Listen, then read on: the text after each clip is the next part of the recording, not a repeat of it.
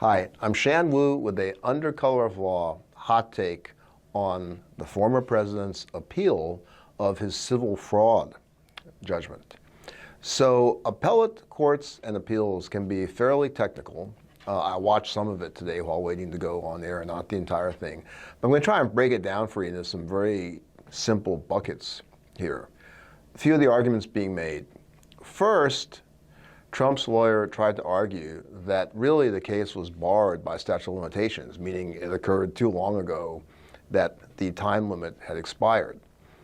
Big problem with that, which is that there's always an exception for fraud cases if it's a continuing fraud. So here, I think Trump's counsel is going to have a very uphill battle on that point because it's pretty easy to make out the case that this type of fraud was a continuing fraud and there was a continuing effort to hide it. So, statute of limitations argument, don't think it's going to be that much of a winner. Next, summary judgment. So here, what we need to remember is that this trial was really bifurcated, so there's only one actual trial. The first part of it, the finding that there had been fraud, was not done after a full-blown trial. It was done on a motion called a motion for summary judgment. The standard there is that in order for somebody to win on summary judgment, there have to be no material facts in dispute, and as a matter of law, based on the undisputed facts, one side or the other is correct. So what the judge did there, Judge Ngoran, was he found that there weren't matters in material dispute, and based on that record, there was fraud. So naturally, on appeal, that makes for a juicy target, and Trump's lawyers went right at that, saying that no, the judge was wrong. There had been issues of material fact in dispute. Now that's a very standard operating procedure argument to use when you're trying to stave off a summary judgment, which is to say, look, we have tons of disagreements about really important things, but that's really an issue that you as a lawyer use in the trial court. And the trial court understands it's a pretty high bar to say there's nothing material in dispute here, and therefore I just rule on the law. Having done that, the record is going to support the trial judge. The trial judge is not just going to make that finding willy-nilly. And here, Ngoran made a pretty good record about that. So smart point of attack, maybe there's some traction there, but it's going to be a pretty good record for Judge Ngoran finding that, hey, this was a matter of law. There weren't really any material facts in dispute.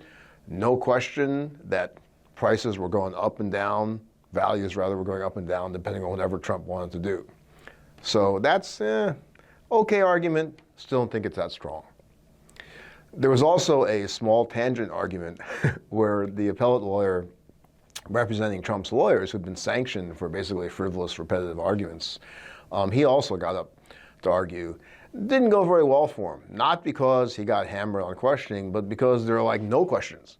So when you're making an appeal and the bench is totally silent, that's usually not a very good sign, especially for him trying to argue that the judge had been wrong to give any sanctions. Great deference is given to the trial court, to the trial judge in deciding questions like that. So that's highly unlikely to go anyplace. Last issue, I think, is most important and most significant and most dangerous, really, which is Trump's lawyers really want to argue that this case shouldn't have been brought by the New York State Attorney General Letitia James. And their concept there is that this is a victimless crime. They say these were two very sophisticated parties, the Trump Organization, Deutsche Bank. It's not as though they were preying on consumers who didn't know any better, like Trump University, but rather this was a transaction that was happening and Deutsche Bank wasn't hurt by it, everybody made money, so no big deal.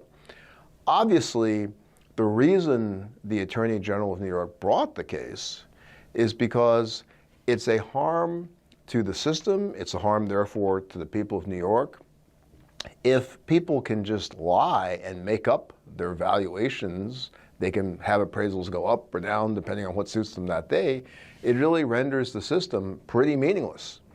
And it makes the system extremely helpful to super rich, sophisticated investors with a lot of money, whereupon any small person trying to inflate the value of something is going to get hammered.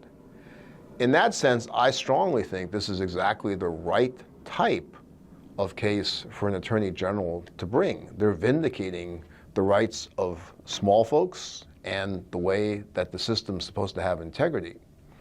But there was some concern on the bench about this. There are a lot of questions put to the state, to the prosecutor on appeal, saying, what can you point to that's exactly like this? Now, there have been some really big cases like Lehman Brothers, institutions collapsing, that kind of thing. So naturally, she was not able, the appellate attorney for the New York State AG, to point to something that was exactly like this.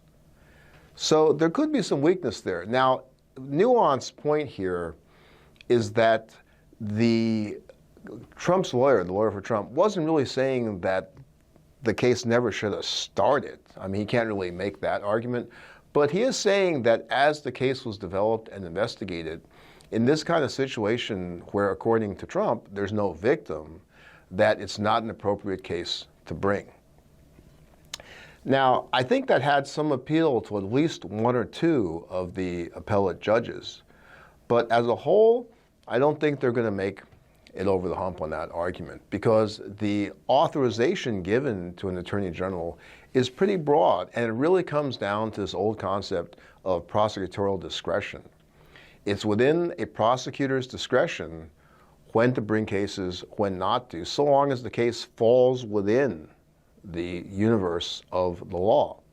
This one will fall easily within the universe of the law. So when you cut through the questions from the appeals court, when you cut through the rhetoric of Trump's lawyer, what Trump's really trying to challenge is Attorney General James did not have the right to bring this. It's an abuse of prosecutorial discretion. They don't want to say that because that's like an impossible standard to get over. But that's what it really comes down to, and that's why they'll ultimately lose on that case, on that argument rather. But we'll see. It's going to take quite a while before we get a decision on that.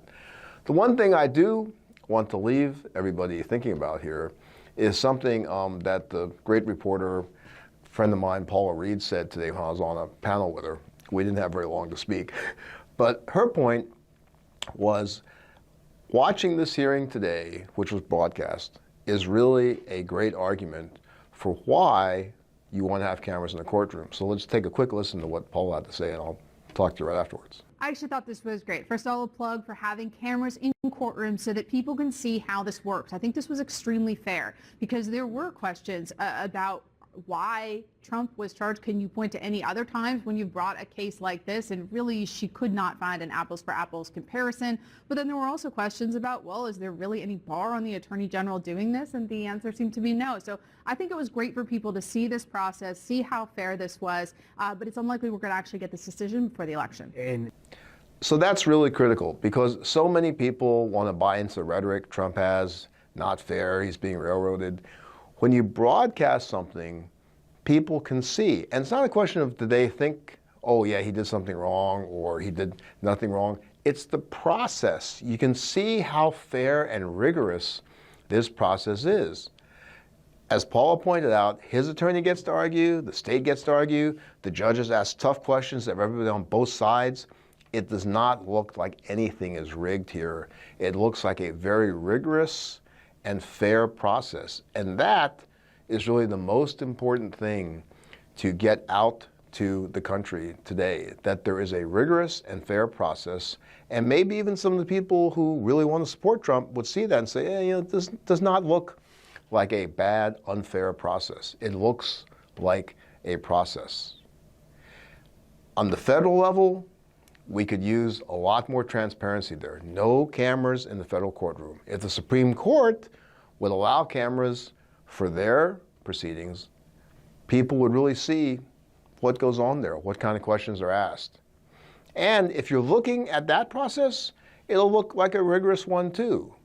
So if they really want to shore up their credibility, they would let people see what happens in the courtroom. A lot of problems with what's happening outside the Supreme Court courtroom. but they could help themselves a lot if they would just let people see it. All right, that's it for now.